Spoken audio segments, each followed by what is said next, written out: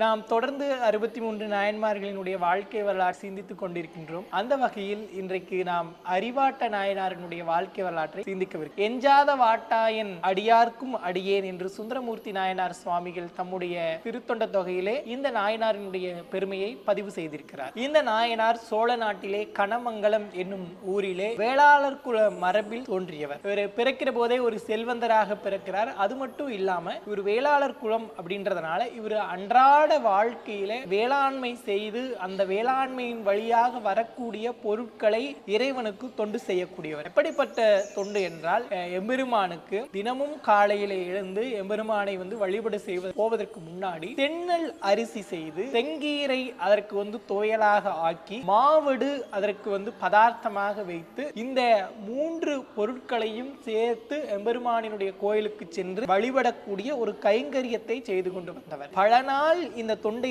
செய்து கொண்டு வரார். இதை எம்பெருமானுக்கும் கொடுப்பார். எம்பெருமான் பெயரை சொல்லி வரக்கூடிய அடியவர்களுக்கும் இதை செய்து கொடுக்கக்கூடிய ஒரு அன்பர்.